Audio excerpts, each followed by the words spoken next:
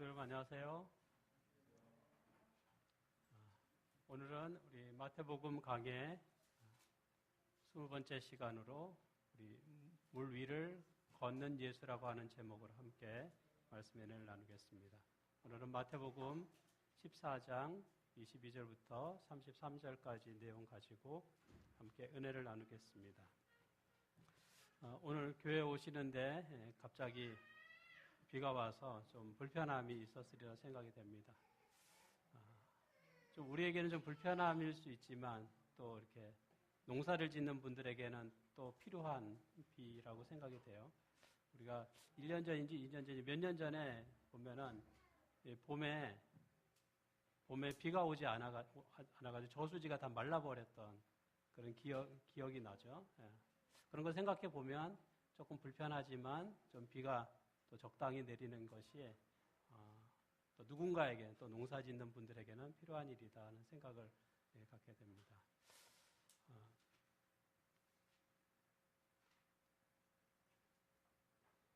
다음 화면을 좀 넘겨주세요.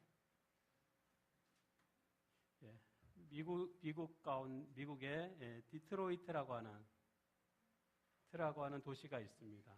그 도시에는 이 자동차 공장이 많이 있는 그러한 도시죠. 저도 가보지는 못했지만 이야기는 많이 들었던 것 같아요. 자동차 만드는 회사가 많은 도시, 디트로이트라고 하는 그 도시가 있습니다. 그 도시에 전해져 내려오는 그런 유명한 이야기가 있습니다. 어느 추운 겨울날 어떤 이 자동차 수리하는 정비공, 아주 유명한 그 도시에서 정말 유명한 자동차 수리하는 그런 정비 기술을 가진 사람이 아침에 회사를 가기 위해서 차를 몰고 이렇게 가고 있었습니다. 운전을 하고 가는데 갑자기 이상해요. 소리가 이상하더니 차가 가지 않는 거예요. 보니까 고장이 났어요. 문제가 생긴 거죠. 그래서 방법이 없어가지고 이제 차를 옆에 두고 차를 옆에 세워놓고 자신이 그래도 기술이 탁월한 정말 이 정비 기술에 탁월한 사람이기 때문에 이렇게 번네트를 열고 살펴보면 뭐 쉽게 고치겠지 생각을 가지고 이렇게 열어서 살펴보는데 아무리 이렇게 살펴봐도 방법을 모르겠는 거예요. 열심히 살펴봐도 자신도 자동차 수리하는데 아주 기술이 탁월한데 이거 잘 수리를 못 하겠는 거예요. 그래서 정말 이게 당황되고 날씨는 춥고 정말 당황스러운 그런 상황 가운데 있을 때 갑자기 옆에 어떤 차가 이렇게 쓱 지나가면서 딱 멈추는 거예요. 그리고 사람이 딱 내리는데 보니까 좀 나이가 든 사람이에요. 양복을 입고 멋있는 그런 사람이 딱 내려서 묻는 것입니다. 제가 좀 도와드릴까요? 이렇게 얘기하는 거예요. 내가 이 도시에서 정말 유명한 자동차 수리에서는 최고 기술자인데 내가 수리 못했는데 저 사람이 어떻게 내 자동차를 수리할 수 있을까? 조금 이렇게 생각을 가졌어요. 그 사람이 이렇게 오더니 이 자동차를 열고 살펴보면서 뭔가 이렇게 두들기고 뭐 이렇게 좀 하더니 여기 시동 한번 해보라고 자동차 시동을 한번 걸어보라고 말하는 거예요. 그래서 이 사람이 이제 자동차를 딱 타서 시동을 켜고 이렇게 했는데 정말 잘 되는 거예요.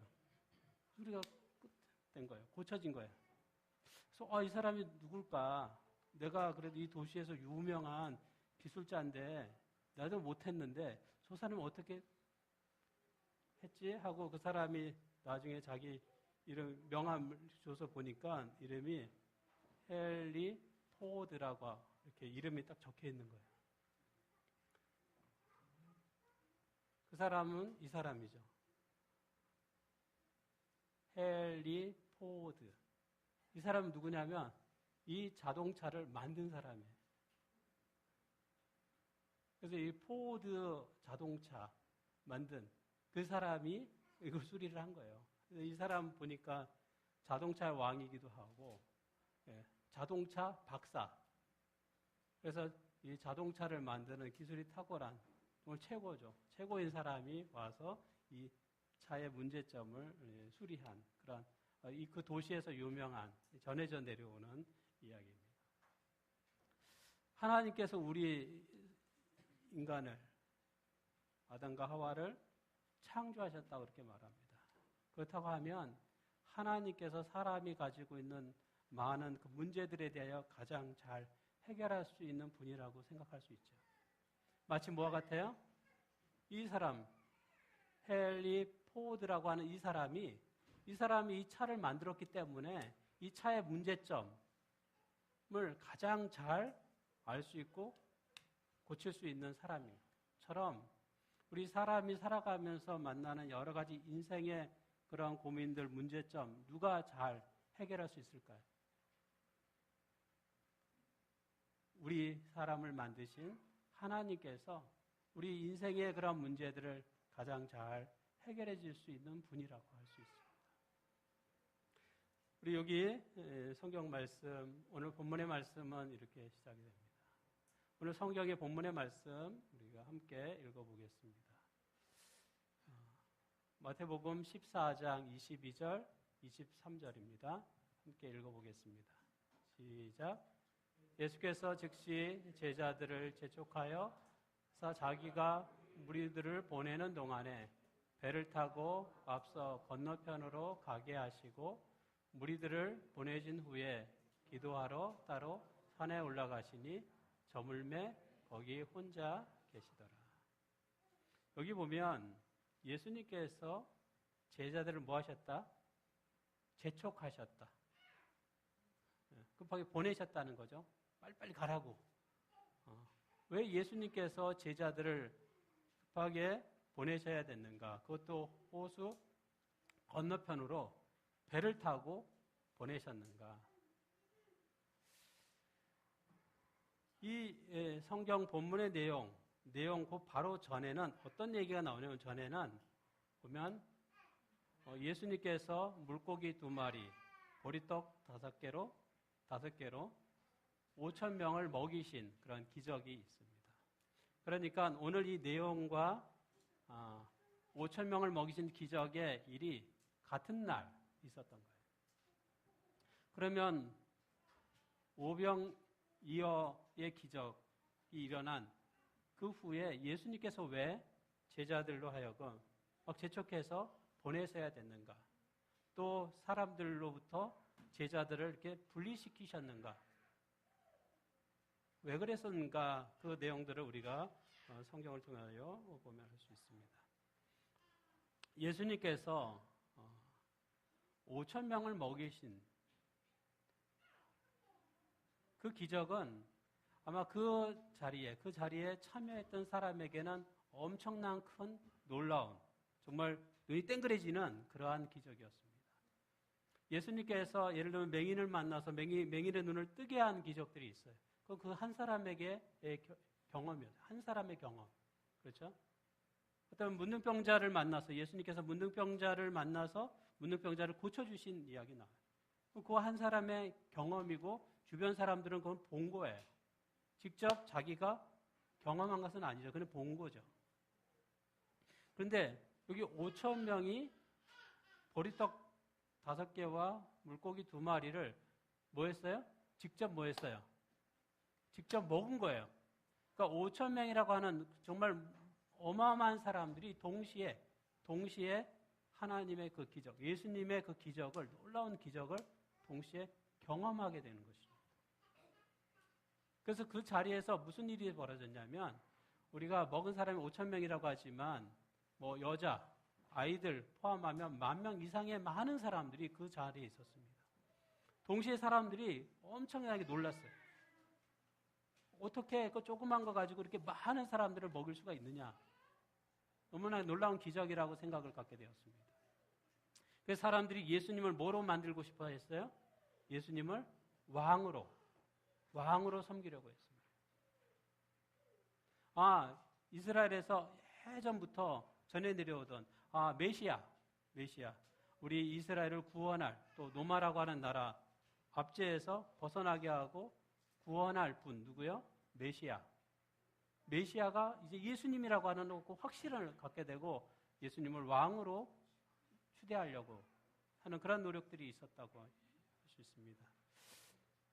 그런데 그것은 예수님께서 원하는 그러한 방식이 아니었습니다. 예수님은 왕이 되고자 그 기적을 베푸신 것이 아니에요. 사람들이 오해를 하는 것입니다. 성경은 이렇게 말씀하고 있습니다. 그러므로 예수께서 그들이 와서 자기를 억지로 뭐예요?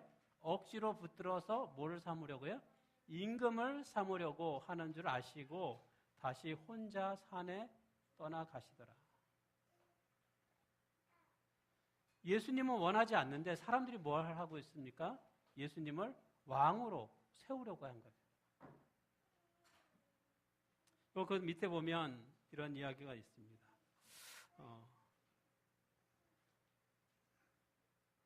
성경 주석에 예수를 약속된 메시아이며 이스라엘의 구원자로 확신한 그러한 군중들이 바로 이 자리에서 그분을 왕으로 추대하기를 열망했다. 군중들은 이러한 분위기를 알아차린 제자들이 앞장서서 나서서 바야흐로 그분을 이스라엘의 왕으로 선포하려고 하던 참이었다. 그러니까 제자들도 예수님과 그렇게 오랫동안 함께했던 제자들도 예수님의 마음을 이해하지 못하고 예수님의 생각을 이해하지 못하고 예수님을 왕으로 세우려고 했다. 이렇게 말씀하고 있죠. 예수님께서는 정말 왕 가운데 최고의 왕이시죠. 하늘의 왕이시지만 이 세상에 뭐가 되기 위해서 오셨습니까? 왕이 되기 위하여 오신 게 아니에요. 예수님께서 이 세상에 오신 것은 종이 되기 위하여 오셨습니다. 우리를 섬기는 종의 모습으로 오신 것입니다. 근데 사람들은 예수님을 이스라엘의 왕으로 세우려고 했습니다. 그때 예수님께서는 제자들을 그러한 일을 중단시켜야 됐어요. 그래서 예수님은 제자들에게 배를 태워가지고 보내셨어요. 사람들로부터 격리시킨 것이죠. 그리고 예수님은 혼자 산에 올라가서 기도의 시간을 갖게 되는 것이죠. 예수님께서 산에 올라가서 홀로 기도하시면서 특별히 이 제자들을 위하여 기도했으리라 생각합니다. 아직도 여전히 예수님의 그러한 사역을 또 예수님의 가르침을 깨닫지 못하는 그 제자들을 위하여 예수님께서 기도하셨습니다. 예수님께서 이 제자들을 갈릴리 바다로 보내셨어요. 왜냐하면 이 제자들이 그 갈릴리 바다 속에서도 배워야 될 그런 교훈이 있었기 때문입니다. 여기 성경 말씀엔 이렇게 기록하고 있습니다. 배가 이미 육지로부터 수리를 떠나서 가는데 바람이 거스림으로 물결로 말미암아 고난을 당했다. 어떤 바람 때문에 이 잔잔하던 이 갈릴리 호수가 이제 파도가 치기 시작하는 거죠. 그럼 그 위에 배가 편안하게 가야 되는데 갑자기 요동을 치는 거예요. 여러분, 이 갈릴리 호수를 제가 한 달 정도 이렇게 지켜봤는데요. 이렇게 막 파도 치는 게 거의 없습니다. 큰 그런 호수도 아니에요. 물론 이렇게 크긴 크지만은 아주 높은 데서 보면 이렇게 한눈에 이렇게 처음부터 끝에가 이렇게 다 보여요. 그래서 이 그림처럼 이렇게 막 이 파도가 세차게 치는 일이 거의 없습니다. 그렇기 때문에 여기에 이 갈릴리 호수의 배들이요 아주 튼튼한 배들이 아니었으리라 생각이 돼요. 만약에 큰 이 바다를 항해하는 배를 만든다 그러면 아마도 그냥 막 태풍이 분다든지 막 파도가 일렁일 때 그것을 견딜 수 있을 만큼 강한 배를 만들어서 보낼 거예요. 그런데 갈릴리 호수는 보통 때는 늘 잔잔하고 조금 파도가 이 정도 치는 정도이기 때문에 배가 그렇게 아주 튼튼한 배가 아니에요. 근데 갑자기 이런 상황이 벌어지면 이렇게 갑자기 막 파도가 심하게 치고 막 바람이 세가지고 파도가 심하게 친다 그러면 그 배가 뭐 할 수도 있어요? 배가 파괴될 수도 있는 그런 두려움이 있는 것입니다. 그러면 영락없이 빠져서 죽을 수밖에 없죠. 제자들이 경험했던 것은 일반적인 갈릴리 호수에서의 그런 물결이 아니었던 거예요. 아주 심하게 바람이 몰아치면서 이 잔잔하던 이 갈릴리 호수의 물이 아니라 아주 심하게 요동을 치는, 그래서 배가 잠시도 가만히 있을 수 없는 아주 심하게 요동을 치는 정말 이 침몰할 수도 있는 위기를 그들이 만나게 된 것입니다. 그래서 성경은 보면은 고난을 당했다라고요. 그러니까 앞으로도 가지 못하고 뒤로도 가지 못하고 정말 어떻게 할 수 없는 그런 어려운 가운데 있었던 것입니다. 또 이 배가 이렇게 갔을 때는 그때는 이미 해가 이렇게 졌어요. 해가 져서 까만 어둠입니다. 앞이 보여요? 안 보여요. 앞이 안 보이고 배는 막 출렁이고 두렵습니까? 네, 두렵죠. 아마도 이때 이 배는 그야말로 호수 한 중간쯤에 위치했을 거예요. 앞으로도 가지 못하고 뒤로도 가지 못하는 상황 속에서 배가 흔들리기 시작하는 거예요. 위험을 느끼기 시작하는 거예요. 조금 전까지만 해도 뭐 했는데, 조금 전까지만 해도 예수님이 5,000명을 먹이신 그런 기적을 경험하고 예수님을 왕으로 세우고 싶었던 정말 아주 편안하고 순탄한 그러한 길 가리라고 기대했는데 갑자기 이 배가 요동치는 그런 경험을 갖게 된 것입니다. 제자들이 배를 타고 가게 된 이유가 뭡니까? 누가 가라고 했어요? 누가 보냈습니까? 예수님이 가라고 했어요. 예수님이 가라고 해서 순종해서 가면은 일이 잘 돼야 되지 않습니까? 근데 지금 무슨 지경이 됐어요? 예수님이 가라고 해서 순종해서 갔는데 어려움을 당하는 것입니다. 하나님 말씀대로 순종하면 일이 잘 풀려야 되는데 오히려 어려운 일이 생기는 거예요.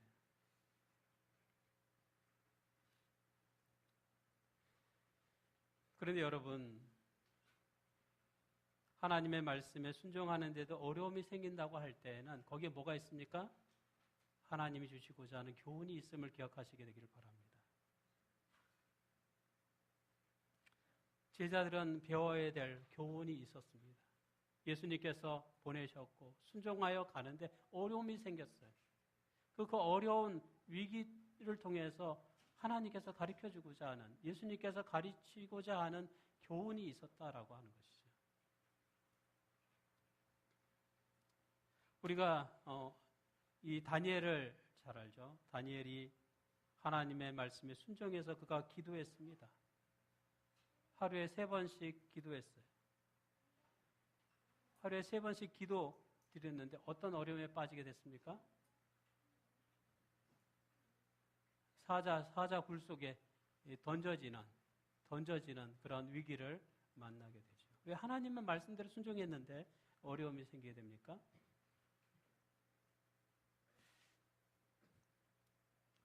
하나님께서는 이 사자 굴을 통해서 교훈을 주세요. 다니엘의 3 친구가 있습니다. 3 친구. 하나님의 말씀에 순종해서 우상을 숭배하지 않겠다. 금신상을 섬기지 않겠다라고 했는데 어떤 어려움이 생겼어요? 그 풀무불에 던져지는 위험을 당하게 됩니다.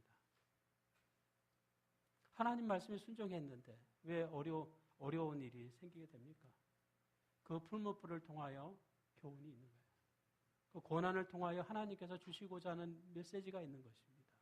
실제로 우리가 성경을 읽어보면 그 위기 속에서 하나님께서 놀랍게 구원하시잖아요. 그리고 그 왕들이 깨닫잖아요.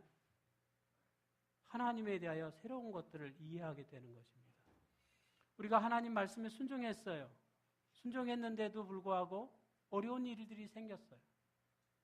그러면 그 속에서 하나님이 주시고자 하시는 교훈 메시지가 있다라고 하는 것을 기억하게 되기를 바랍니다.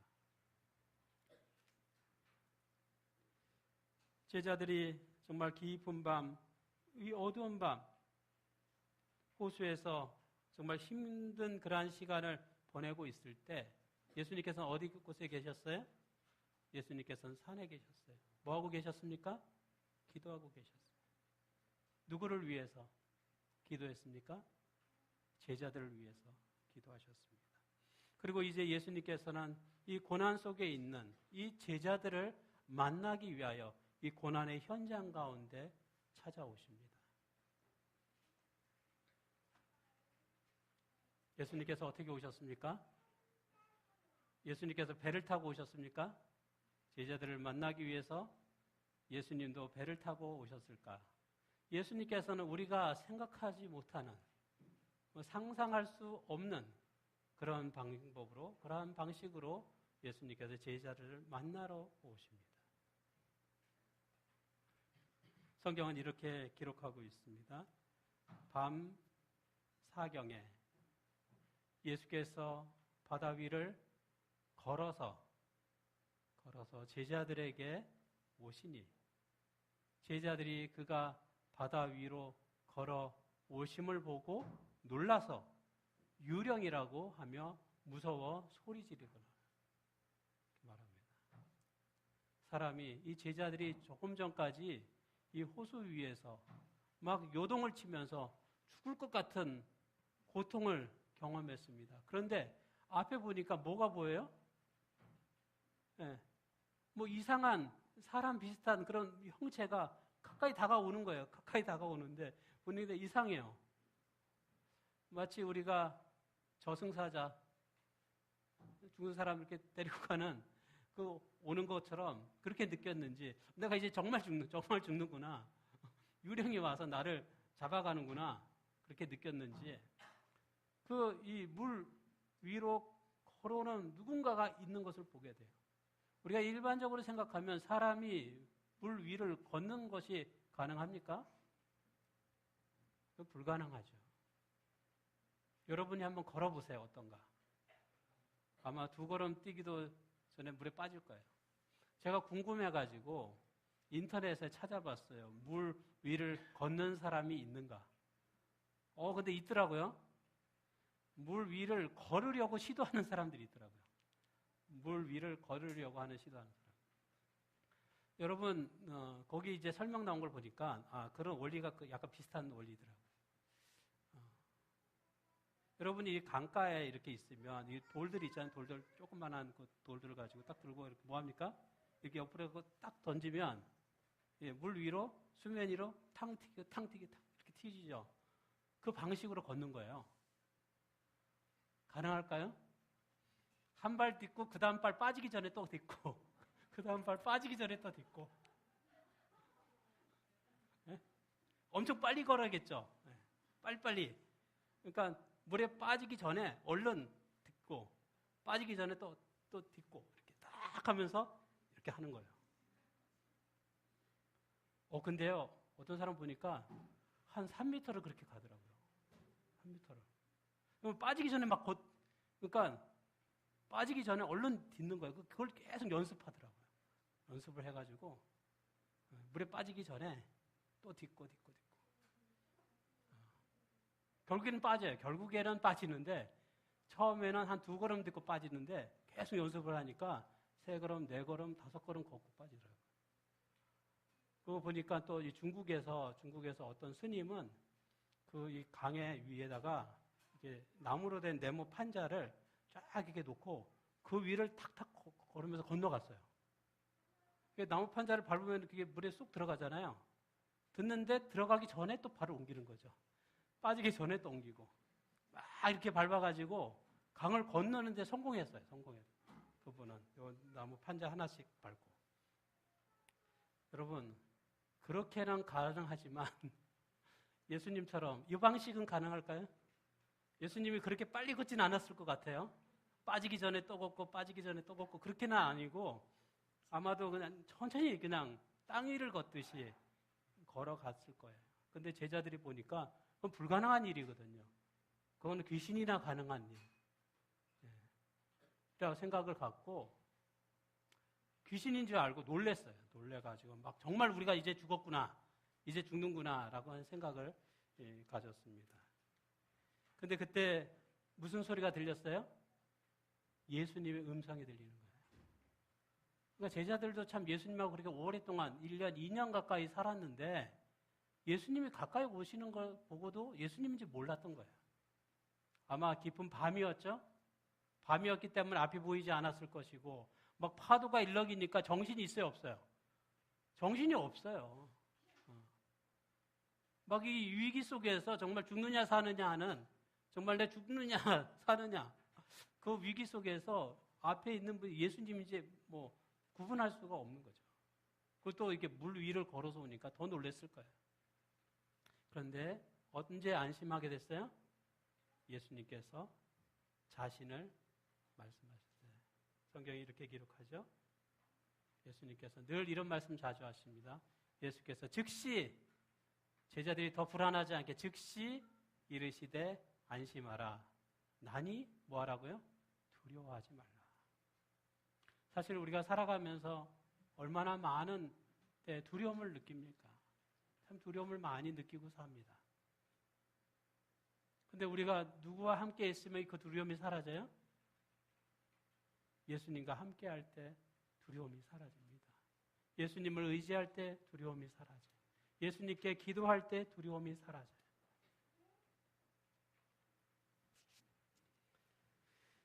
예수님께서 물 위를 걸으신 것 우리가 믿을 수 있을까요? 아니 이건 과학적으로 설명이 가능합니까? 아니 이건 불가능한 일이잖아요. 근데 어떻게 예수님이 물 위를 또는 이 바다 위를 걸으신 것을 우리가 믿을 수 있습니까?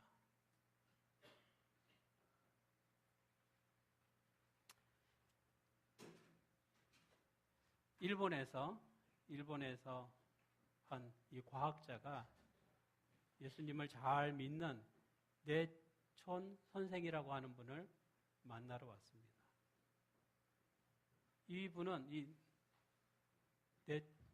내촌이라고 하는 선생님은 일본에서 아주 유명한 기독교인이에요. 그래서 이 과학자가 이분을 만나서 묻습니다. 선생님, 성경을 읽어보면 우리에게 정말 감동되는 내용이 많습니다. 그 내용만 보면 되는데 왜 정말 초월적인, 초자연적인 그런 과학으로 이해할 수 없는 그런 기적 같은 내용을 우리가 꼭 믿어야 됩니까? 그거 빼고 그런 거 내용 다 빼고 성경의 교훈만 믿으면 좋지 않습니까? 이런 질문이에요. 그 과학자로서 할 수 있는 거죠. 이게 이해가 안 되거든요. 예수님이 어떻게 물 위를 걸었다? 이해 안 되잖아요. 우리가 지금까지 살면서 그렇게 본 적이 없는데.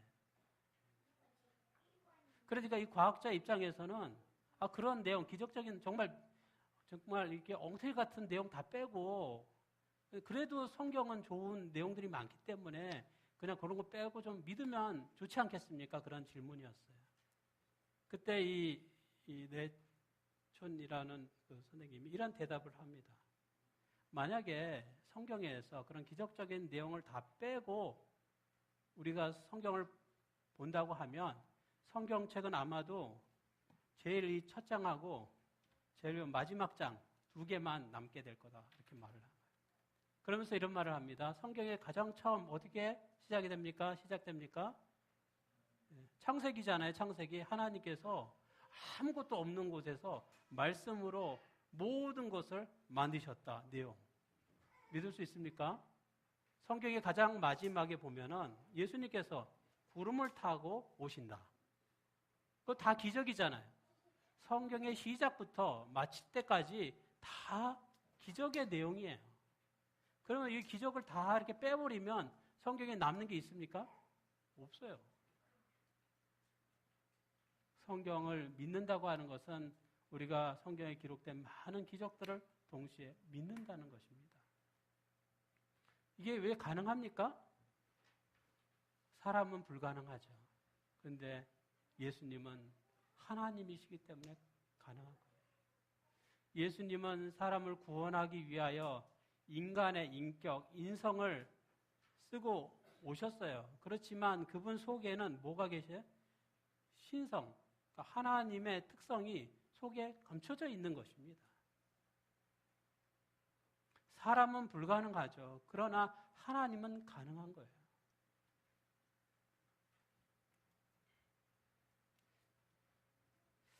그래서 사람의 생각 속에 우리가 사람이 할 수 있는 일은 아주 그 한계가 있는 것을 우리는 잘 압니다. 사람은 이 한계가 있지만 하나님께서는 불가능 없어요. 하나님은 전지하시고 전능하신 분이십니다. 하나님의 이 속성이 바뀌지 않아요. 예수님은 물 위를 걸으실 수도 있고 비행기를 타지 않고도 하늘로 승천할 수 있습니다.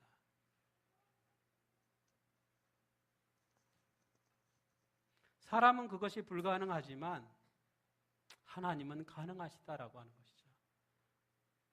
물 위를 걸으시는 이 예수님의 모습 속에서 저는 하나 더 배울 교훈이 있다고 생각이 됩니다. 제자들이 고통을 받고 어려움 가운데 인생의 문제 가운데 있었던 것은 무엇 때문이에요? 이 갈릴리 호수의 일렁이는 바다예요. 출렁이는 바다예요. 이 출렁이는 바다 위에서 이 제자들은 고통을 경험합니다. 그 문제를 해결할 방법이 없었어요. 그런데 그 출렁이는 바다 위를 누가 밟고 걸어오세요? 누가 밟고? 예수님이 그 문제를 밟고 걸어오시는 거예요. 이 인생의 문제를 예수님은 발로 밟으시는 거예요. 우리는 그 인생의 문제를 해결하지 못해가지고 정말 당황하고 정말 고통을 경험하지만 예수님은 우리의 그런 인생의 문제들을 뭐 하시는 분이시라고요? 발로 밟아주시는 분이에요. 밟고 오시는 분이에요.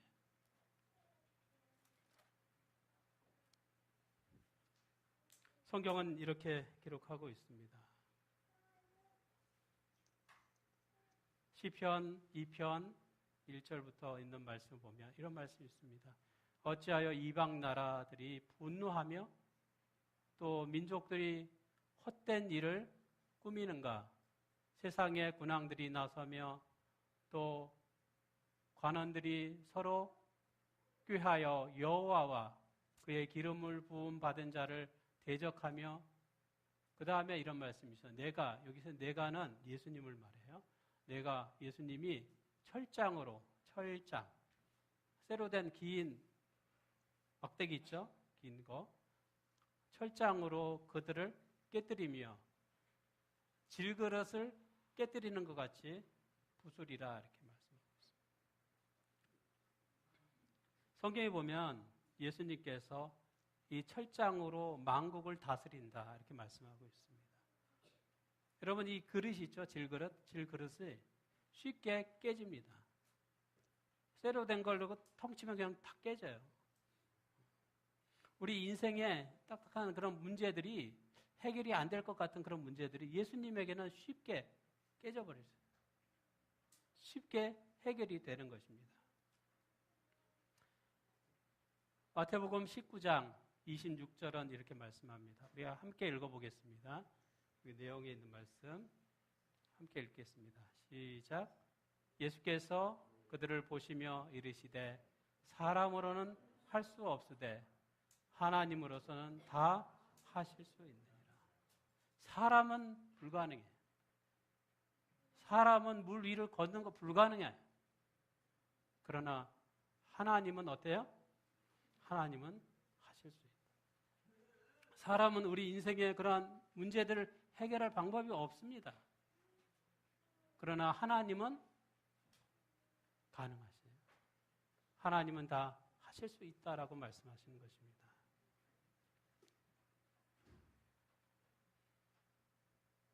예수님께서 물 위를 걸어오실 때 베드로가 이렇게 말합니다. 베드로가 대답하여 이르되 주여 만일 주님이시거든 나를 명하여 물 위를 걸어오라 하소서. 오라 하시니 베드로가 배에서 내려 물 위를 걸어서 예수께로 가되 바람을 보고 무서워 빠져가는지라 소리질러 이르되 주여 나를 구원하소서 하니. 여기 성경을 보니까 예수님 외에 물 위를 걸어본 적 있는 사람 누구예요? 베드로예요. 베드로는 그래도 몇 발짝 좀 걸어본 것 같아요. 제가 아까 말씀드린 것처럼 발이 빠지기 전에 떠붙고 이렇게 하진 않았을 것 같아요. 예수님처럼 정말 베드로도 그 물 위를 걸어봤습니다. 걷다가 무슨 일이 벌어졌어요? 걸으면서 예수님처럼 잘 끝까지 이렇게 걸어가서 성공했습니까? 그렇지, 실패했어요. 걷다가 뭘 봤습니까? 예수님을 바라보지 않고 시선이 돌아서 보니까 바람이 막 부는 거예요. 또 파도가 일렁이는 거예요. 그걸 보는 순간 갑자기 또 빠져들게 됐습니다. 저는 이런 생각이 들어요. 우리가 예수님만 바라보고 예수님만 의지하고 살면 우리 인생의 문제가 해결된다. 우리가 그렇게 살아요. 베드로처럼 정말 첫 발을 내딛고 두 번째 발을 내딛어요. 그런데 또 우리가 어떻습니까? 또 우리 인생에 여러 가지 바람이 불 때, 또 파도가 일렁이면 우리는 쉽게 뭘 놓쳐요? 예수님께 향했던 우리의 시선을 놓치게 되는 거예요. 예수님을 바라보고 예수님을 향했던 그 눈이 자꾸 뭘 보게 돼요? 우리 주변에서 일어나는 그런 바람에 시선이 가는 거예요. 그런 어려움에 자꾸 시선이 돌아가게 되는 거예요. 그럴 때 또 우리가 베드로처럼 이러한 어려움에 빠지게 되는 것입니다. 예수님께 우리가 호소하게 되죠. 우리도 베드로와 같이 자주자주 넘어질 때가 있습니다. 그러나 넘어졌다고 해서 포기할 필요는 없어요. 다시 뭐예요? 주님을 불러야 됩니다. 주님을 의지해야 됩니다. 주님의 도움을 구해야 되는 거예요. 요즘에 신문이나 또는 뉴스들을 보면은 생활의 어려움 때문에 좌절하고 실망해서 정말 스스로 목숨을 끊는 사람들이 많이 이렇게 나오는 것들을 보게 돼요. 좀 안타까운 생각들이 듭니다. 마치 이 베드로가 이 물에 빠진 것처럼 정말 인생의 문제에서 해결할 방법이 없어서 막 허우적거리다가 결국에는 빠져 죽어가는 그런 모습과도 비슷한 것 같아요. 사단은 사람을 실망시키고 또 깊은 슬픔 가운데 빠져들게 만듭니다. 하나님께서는 우리에게 힘을 주시고 용기를 주시고 다시 정신을 차리고 믿음을 회복하라고 말씀하시지만 사단은 자꾸 우리의 마음속에 정말 우울한 그런 감정들을 만들어냅니다. 절망감을 만들어내요. 여러분, 우리가 인생의 그러한 어려움을 만날 때 우리는 누구를 바라봐야 됩니까? 이 사자 그 굴 속에 다니엘이 이렇게 던져졌을 때 다니엘은 누구를 주목해서 봤을까요? 자기 주위에서 으르렁대는 그런 인생의 문제들을 바라보고 절망했을까?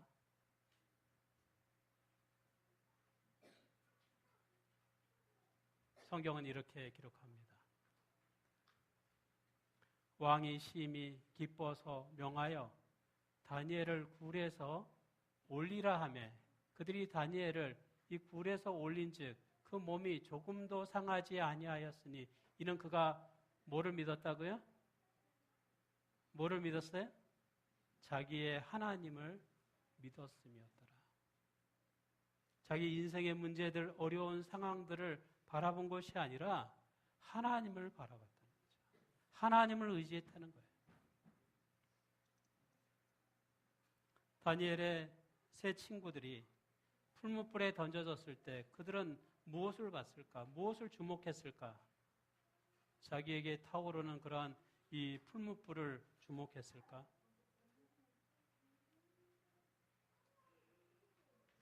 자신을 구원하시는 그런 하나님을 바라봤을까? 여러분, 우리는 우리 주위에 있는 인생의 많은 문제들이 해결되지 않는 정말 산적한 그런 인생의 문제들을 봅니다.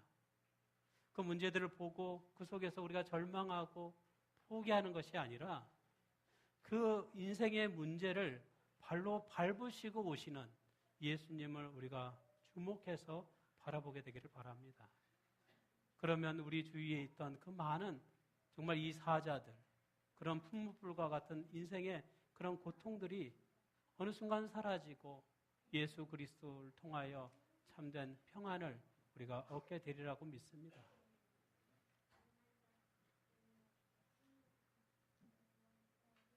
베드로가 물에 빠져들어갈 때에 예수님께서 즉시 손을 내미십니다. 예수께서 즉시 손을 내밀어 그를 붙잡으시며 이르시되 믿음이 작은 자여 왜 의심하느냐 하시고 배에 함께 오름에 바람이 그치는지라. 배에 있는 사람들이 예수께 절하며 이르되 진실로 하나님의 아들이로소이다 하더라. 여러분, 예수님께서 말씀하십니다. 왜 의심하느냐? 우리가 예수님을 믿는다고 하는데 왜 의심하느냐? 의심하지 말라는 거예요. 예수님을 믿으라는 거예요. 그리고 여기 보면 배에 예수님과 베드로가 함께 오르니 바람이 그쳤다. 예수님과 함께 할 때 인생의 바람이 멈춰지는 거예요. 여러분, 우리가 예수님을 주목하여 바라보시게 되기를 바랍니다. 특별히 내 주변에 여러 가지 문제들이 생기고 인생이 너무 힘들 때 그 문제를 보면 더 절망감이 깊어져요. 그 문제를 보기보다는 예수님을 주목해서 바라보시게 되기를 바랍니다. 예수님께 지혜를 구하게 되기를 바라요. 그럼 예수님께서 또 특별히 아이디어를 주십니다. 해결책을 주세요. 그래서 우리가 오늘 이 제자들의 모습을 통하여 예수님을 바라보고 또 예수님을 따라 살아가는 것이 얼마나 중요한지를 다시 한번 우리가 기억하게 되기를 바랍니다.